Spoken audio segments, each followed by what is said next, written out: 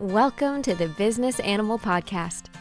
Saddle up for a gallop to the top of the animal industry, where you'll learn how to tame your wild business beast with tips, techniques, and tools that will take overwhelm to obedience school and have you wagging your tail with joy. And now your hosts, Kim Beer and Kara Taylor Swift. Welcome to the Business Animal Podcast. I'm Kim Beer with Be More Business. And I'm Kara Taylor Swift with Fast Horse Photography. And today we want to talk to you about a really interesting mindset entrepreneurial topic. It's called setting on your butt. Now, that is setting as S-E-T-T-I-N-G and butt as B-U-T, not the B-U-double-T, but. Although sometimes I think it could be the B-U-T-T too.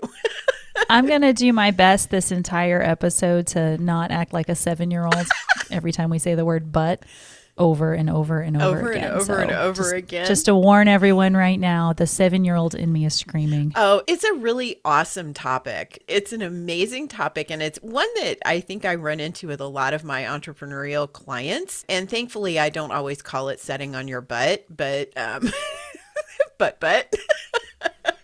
There's all kinds of butts. You guys are going to enjoy the butt jokes today. Okay, so what do I mean by setting on your butt? So let me tell you how I ended up with this particular topic in my world.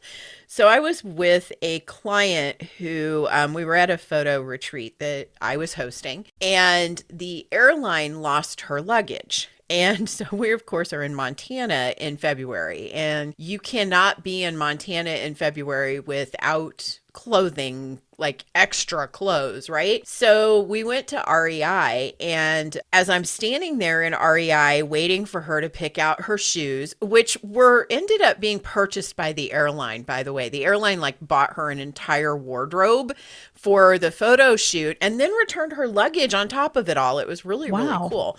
Anyway, we're standing there and I'm waiting for her to pick out some stuff, her boots and a jacket and that kind of thing. And REI had this wonderful blackboard thing set in the front of their store, and in great big giant letters, it said, "What's your butt?" And people would take a piece of chalk and they would write on the blackboard why they couldn't go do things outdoors. And some of the things that they said were just absolutely crazy, like they're spiders, I mean, I think that's a valid reason to not want to go sleep outside. Sure. But, others were completely off kilter and had no basis in reality. Truth was, I think if you're standing in REI, you're either there under duress or you're there because you like the outdoors. So either you're companioning someone who likes the outdoors, or you're there because you enjoy the outdoors. So some of the things that were written on that board, I was like, you know what? This is a topic for my entrepreneurs, because when I'm having conversations with them, they're in entrepreneurism most of the time because they want to be. They're not doing it because they were forced into it or it was some second thought. It was a mindful decision they made to become an entrepreneur. And the things that they could write, what could they write on this giant chalkboard when what's your butt as to why you're not being a successful entrepreneur, or why you haven't started your business, or why you haven't started email marketing. So what is your butt? What is your butt? Why do people get set on their butt? So Kara and I proposed this topic to Kara as a good topic to talk about, because I think so many of us get set on our butts. So we came up with 3 types of butts. So these are our 3 big butts. I love these because these are things I think we hear all the time. So normally we do our big 3, right, guys? So today we're doing the big 3 butts, okay? So butt number 1, we're going to talk about the whiny butt. That's the but I can't because. Butt number 2, the ducks in a row butt, but I need. And number 3, the limiting belief butt, but I'm not. And you fill in the rest. So let's talk about number 1 a little bit. Let's talk about number 1, but I got to tell you, I'm really looking forward to the duck butt.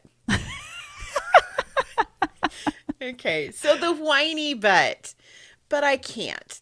But I can't because it's too much money. I can't because I don't know how. I can't because I don't like it. I can't because it's too hard.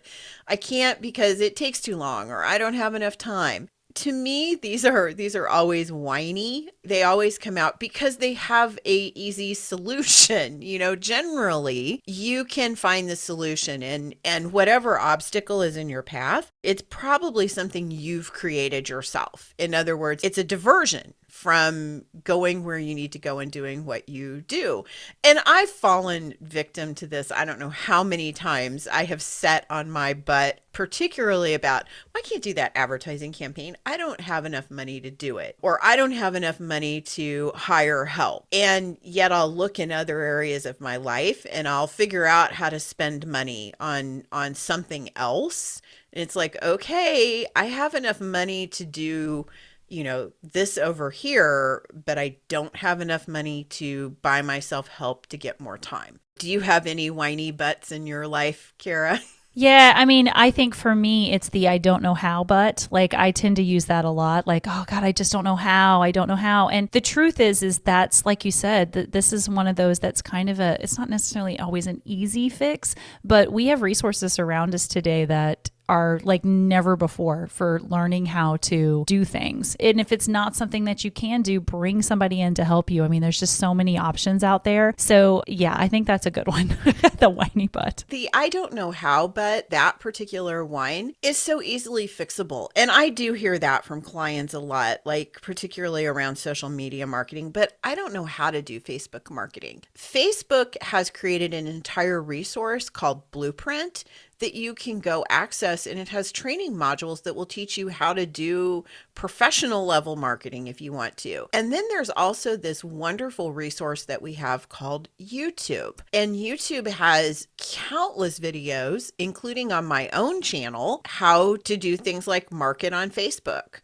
Another, but I can't, is because I don't know what to do. Actually, the weekly episode that I do on YouTube called Make It Happen Monday was a direct response to that. But I don't know what to do. I'll hear from people, but I don't know what to do. So I give them one thing you can do this week to build your business. And it's just a short 5 to 7 minute video with one thing. And if you go do that one thing, you're going to prosper for it. So the whiny butt, a good way to get around it is to just figure out whatever it is and go learn it. Go look at how you spend your money. Go look at how you spend your time. And I'm sitting here looking at the whiny butt and I'm thinking about like all the podcast episodes we've already recorded that could literally help people with so many of the whiny butts. Like, I don't have enough time. We have an episode that we're going to be doing an interview on that exact subject, or I don't know how, or I don't like it. Like, there's all these things that we've already put together on previous episodes, like the Sustainability Squad episode and the email marketing, that are like resources that are already out there. So this is I just love this little episode that we're doing, just kind of getting people thinking about their butts and, what are your butts? Because I think sometimes we forget that this is part of the struggle as entrepreneurs. So yeah. Well, one of the remedies for your butt is to name it, because as soon as you start to name your butt, it starts to go away. Your butt will get smaller because you know what it is, and then you can figure out a way to fix it. Every small business owner wants to gain traction in their marketing. After 3 decades of working with small business owners just like you, I have developed what I call my 4x4 marketing method. In just one 90-minute session, you'll discover the 4 major focus areas of a successful marketing plan, and together we'll uncover where your business is getting stuck. You'll leave the session with an action plan of next steps that engage your revenue engine. Drop by bemorebusiness.com to request your session today. That's BEMORE business.com. See you there.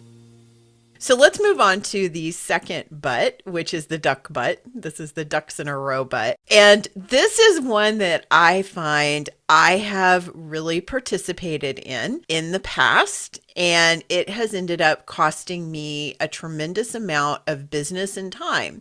So the ducks in the row butt is the one that starts out with, but I need this certificate, but I need this experience, but I need this piece of software, this skill, this piece of equipment, this giant building.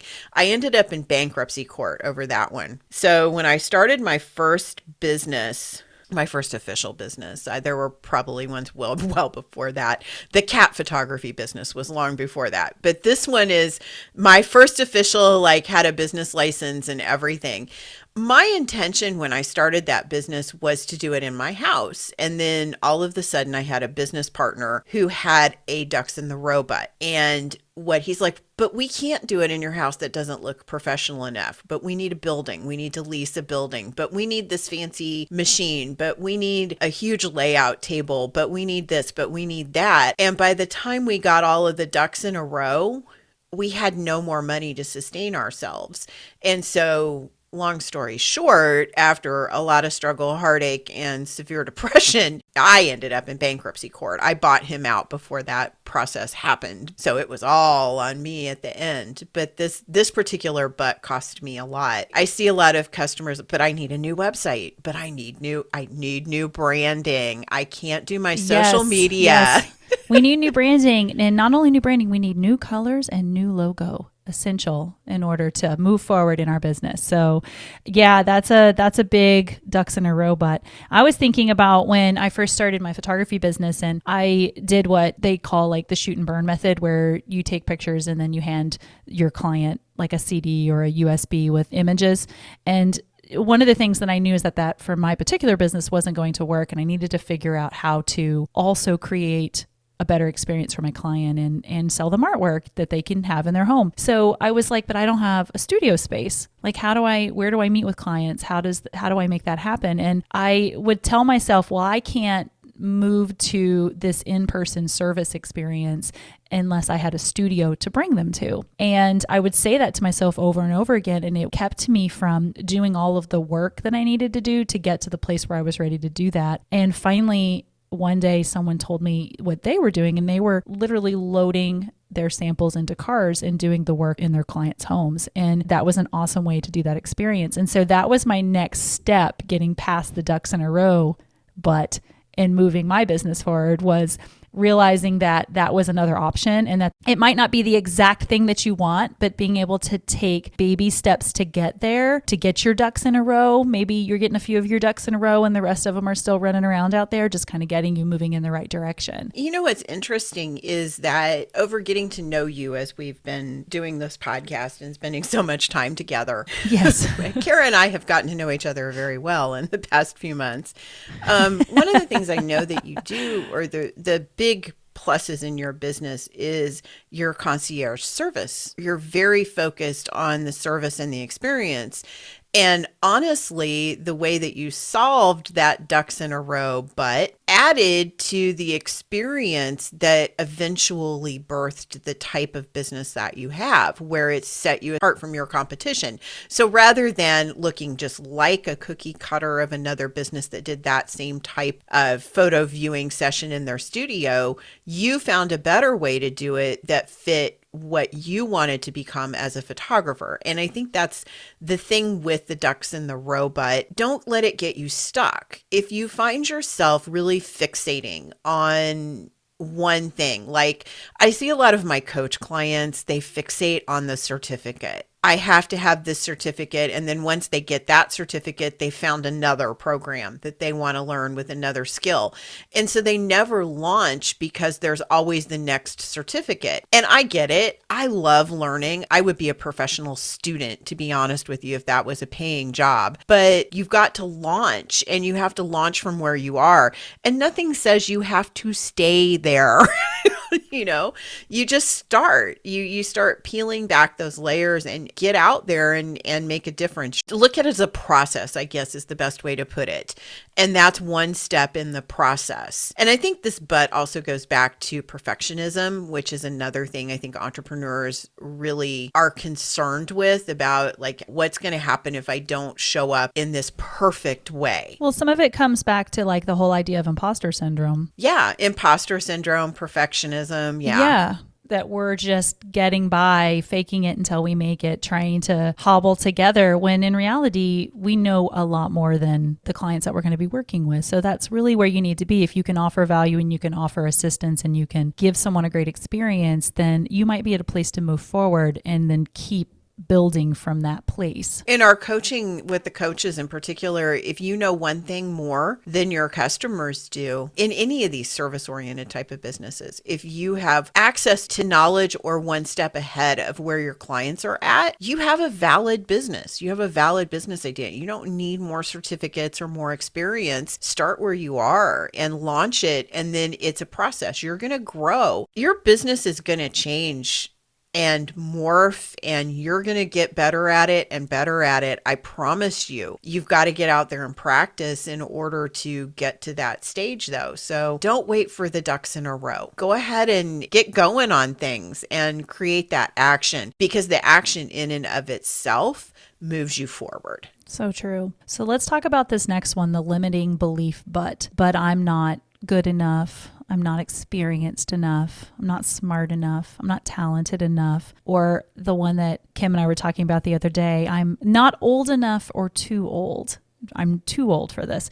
I was talking about how sometimes as women, I remember, I was in positions of leadership really early in my career, and I was pretty young, oftentimes younger than most of the people that I was managing or leading. And I always felt like I was too young, and people treated me sometimes like I was too young. And then I hit this like sweet spot, which lasted maybe 5 years. And then the next thing I know, I'm in this spot where I suddenly feel like I'm too old sometimes when I'm standing around next to other people or working with other folks. So it's really hard as women, I think, sometimes in terms of that limiting belief, but because, are we really supposed to have 5 good years where we feel like we're in this sweet spot of either not being too old or being too young? So, anyway, I was thinking a lot about the limiting belief, but, and as I've mentioned in our first episode, The Accidental Entrepreneur, I spent a great deal of my early career working beside survivors of domestic violence. And one of the things that we know about working with survivors is that a lot of times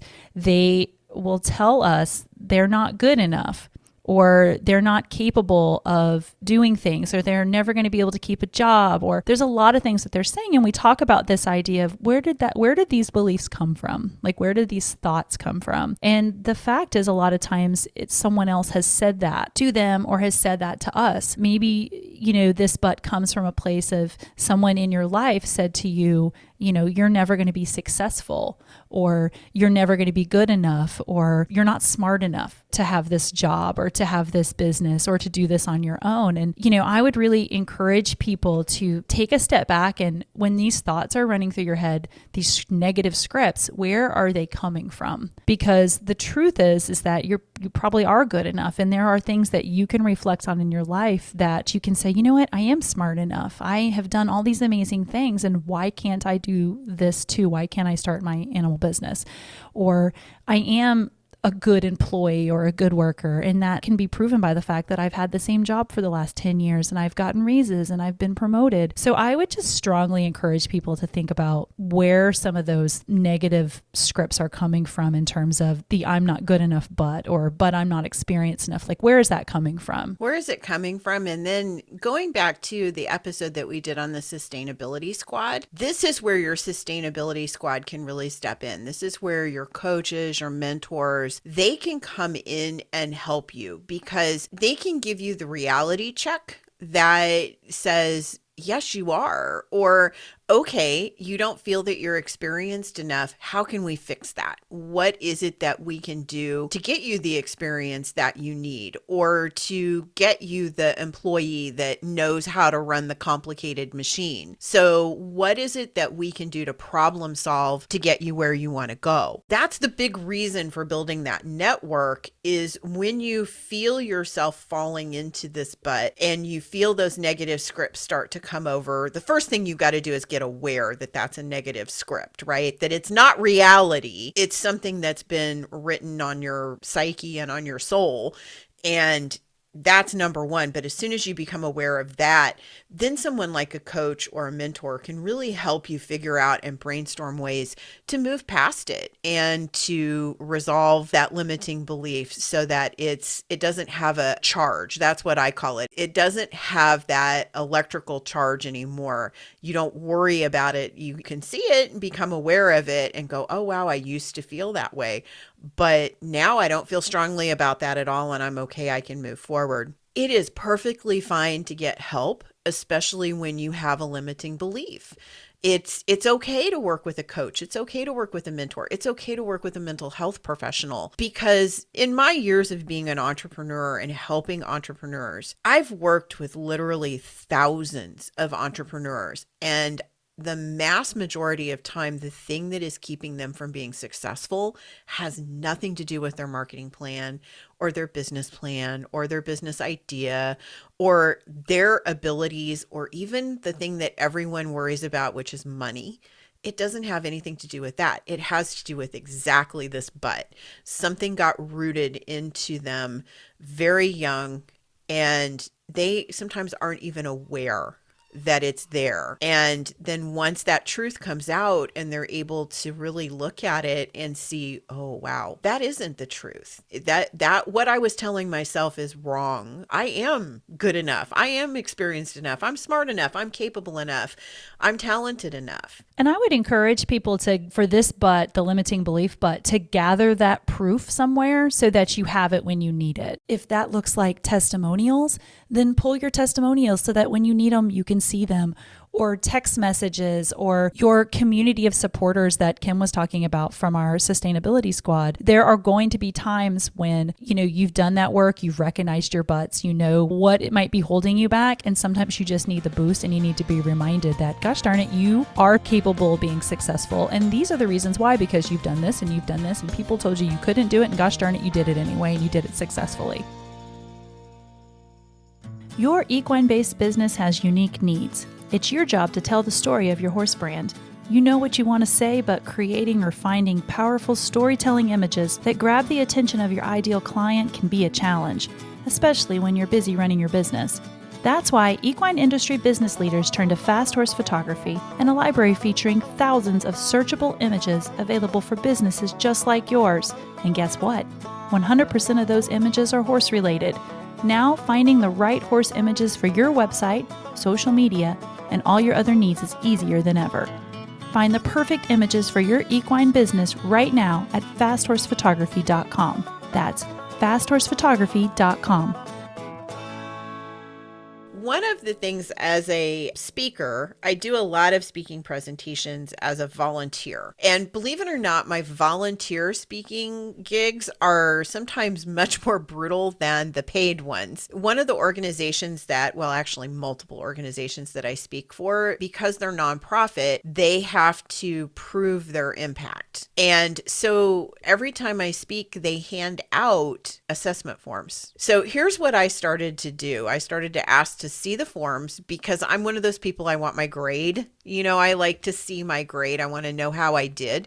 Partly because I like the approval. I will admit that freely. And partly because I want to know what I can do better to make a difference. I think that's an important piece. And they ask questions on those questionnaires that are critical information for that. I started photographing the positive comments, because there's a little section on the questionnaire that people would leave, they could leave a little comment. And people would leave things, it was a very short line. So it would be usually things like, we love Kim, or Kim did an amazing job, or Kim taught me this, or, keep having Kim speak. Now, occasionally there would be somebody who wrote something nasty in there. I had one woman complain, it was an anonymous, so I'm guessing it was a woman, because I don't know if men would notice this, but she didn't like my nail polish color. She thought it was distracting, So I was like, okay. So I'm thinking, yeah, that was a comment that I think spoke more loudly about her than it did about me. Anyway, so I photograph those and I keep them in my phone. And when I run across that person who comments like on my fingernail polish color, and I get down on myself going, I shouldn't be up there speaking in front of people. The old enough thing, I've got these gray hairs now. I'm hoping people see that they're wisdom and not out of date, because I teach things that are young people's world, social media marketing, technology, things that you don't consider somebody in their 50s to be excelling at. So I look at those and I see the impact that I make. And I understand in my values, because I've worked through my values, that making a difference is my number one value. And so when I can look through that, it helps me feel in alignment with my values and know that I am doing the right thing. I am making a difference for a lot of people. I can't make a difference for everyone, but I am making a difference for a lot of people. And it keeps me positive and it keeps me moving forward. So what may seem like a little bit of an egotistical practice actually helps me combat this particular but that I got from my family when I was a kid. And it can get triggered really easily. And that helps me stop that. Well, I think a lot of people are probably like you. Like I did training for years and years and they did the same thing. They were grant funded. So they had to show through the survey how the training went and what people were getting out of it, basically. And it was the same thing. I would go through and I would have 25 super positive, amazing testimonials or reviews. And then there would be one that had some snarky comment about my hair or my low voice or something, that would be there. And I would dwell on the one as opposed to being excited about the 25 that were super positive. So that's what kind of where I was coming from with that. It's like, you're going to have days in business where you don't feel like you're good enough or your butts are going to be popping up everywhere. Your ducks are going to get out of their line and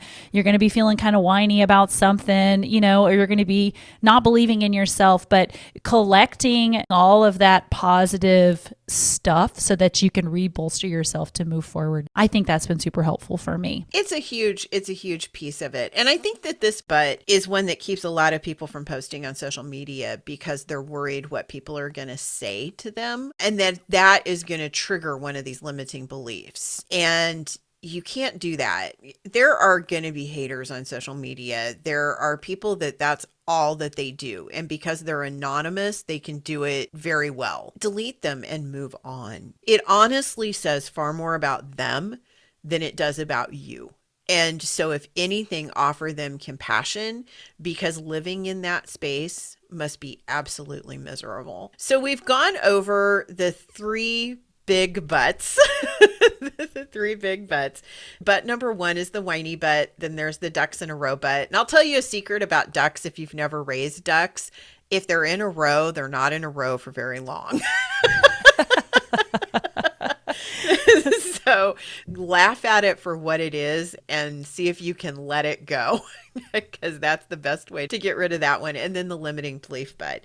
So we do have some advice that we've given you along the way, but I want to reiterate. Butts are really interesting. I say in my blog post that I wrote about the butts that I found on that board in REI, they're like Rumpelstiltskin. If you give them a name, if you call it out, they disappear. They lose their power. So once you can identify that you're setting on your butt, you call it out by its name, say it out loud, recognize it, say it 3 times magically, and they will start to lose their power. I know I'm not going to say they're going to completely disappear, but they do start to lose their power. And I think that's a really important one. When you recognize a butt, call out the truth about that butt. And flip the script. And if you're telling yourself, I'm never going to be able to leave my job and start my own business, you need to figure out where that butt's coming from. Exactly. Definitely look at where it's coming from and do flip the script. Turn the butt around on itself so that you can move forward. I've been studying NLP, neuro-linguistic programming, and it says that, butts, if you say but, it negates everything in the sentence ahead of it. So when you say but,